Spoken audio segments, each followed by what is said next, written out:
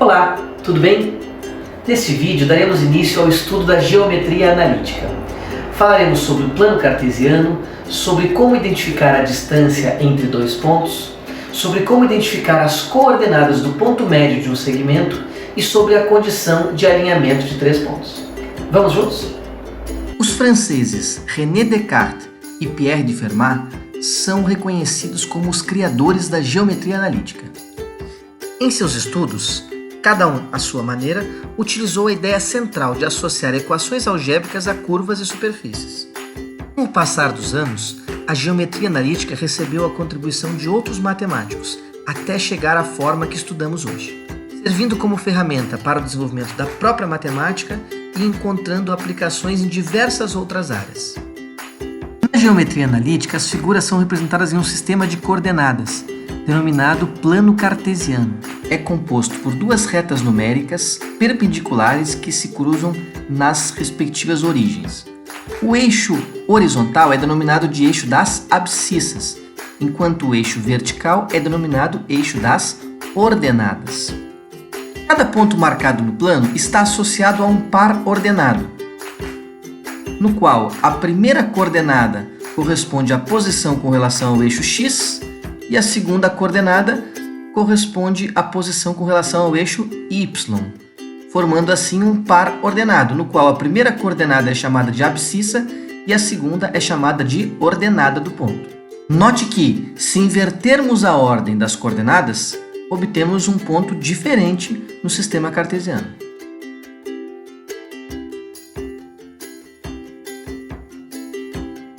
Os eixos x e y dividem o plano cartesiano em quatro regiões, denominadas de quadrantes. O primeiro quadrante é delimitado pela parte positiva dos eixos x e y. Percorrendo o sentido anti-horário, temos o segundo quadrante, que é limitado pela parte negativa do eixo x e a parte positiva do eixo y. Já o terceiro quadrante é delimitado pela parte negativa do eixo x e negativa do eixo y. E por último, nós temos o quarto quadrante, que é delimitado pela parte positiva do eixo x e pela parte negativa do eixo y. O sinal positivo ou negativo da abscissa e da ordenada varia de acordo com o quadrante. Perceba que qualquer ponto sobre o primeiro quadrante tem as duas coordenadas sempre positivas. Já no segundo quadrante, a primeira coordenada é negativa, enquanto a segunda é positiva, para qualquer ponto.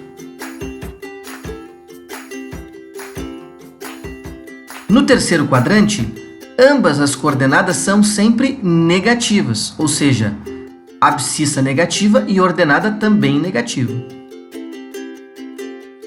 No quarto quadrante, a abscissa é sempre positiva, enquanto a ordenada é sempre negativa.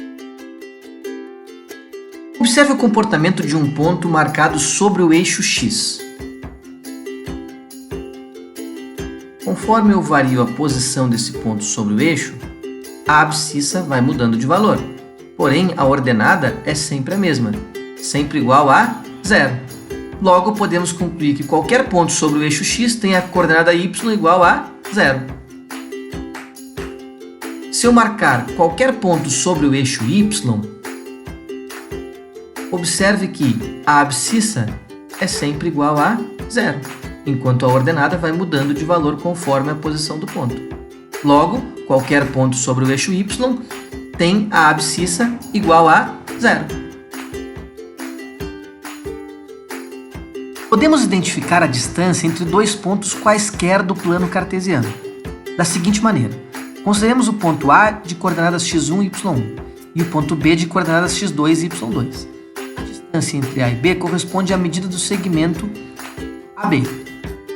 A partir desse segmento, podemos estabelecer um triângulo retângulo, cujos catetos são paralelos aos eixos x e y.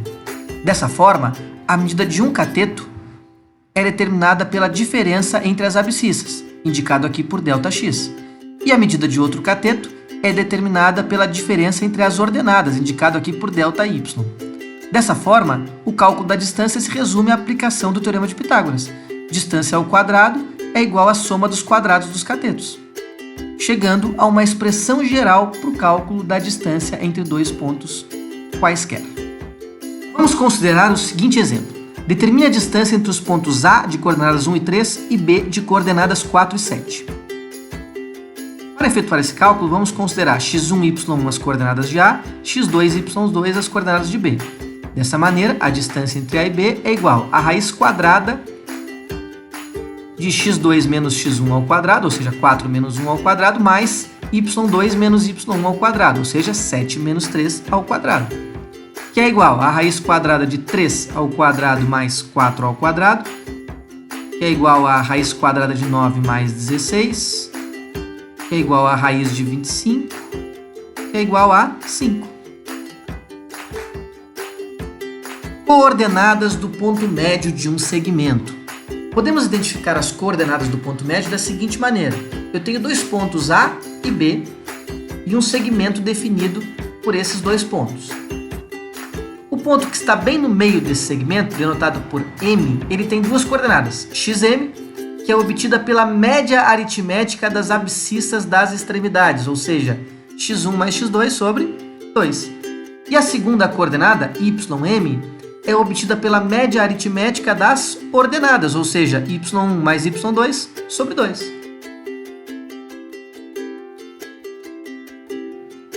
Consideremos o seguinte exemplo. Determine o ponto médio do segmento de reta com extremidades nos pontos A de coordenadas menos 1 e 4 e B de coordenadas 3 e 2. A abscissa do ponto médio é igual à média aritmética das abscissas, ou seja, menos 1 mais 3 sobre 2, que é igual a 2 sobre 2, que é igual a 1. Já a ordenada do ponto médio é igual à média das ordenadas, ou seja, 4 mais 2 sobre 2, que é igual a 6 sobre 2, que dá 3. Logo, o ponto médio tem coordenadas 1 e 3. Condição de alinhamento de três pontos. Dados três pontos quaisquer no plano cartesiano, ponto A de coordenadas x1 e y1, ponto B de coordenadas x2 e y2 e ponto C de coordenadas x3 e y3, dizemos que os três estão alinhados se existe uma reta que contenha esses três pontos. Se os dois triângulos retângulos construídos utilizando esses três pontos forem semelhantes, os pontos estão alinhados. Outra maneira de verificar o alinhamento de três pontos é através do cálculo do determinante da matriz formada pelas coordenadas dos pontos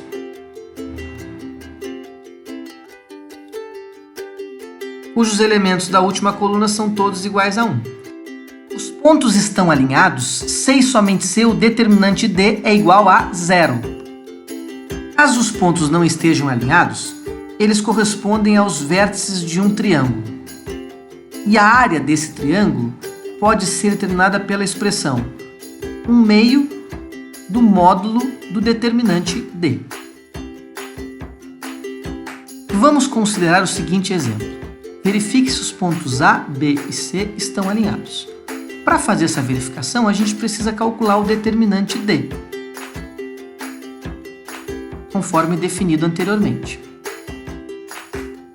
Temos uma matriz 3×3, aplicamos aqui a regra de Sarri no cálculo desse determinante, obtendo como resultado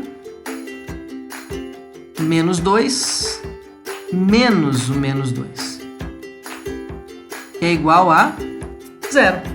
Logo, podemos concluir que os pontos A, B e C estão alinhados.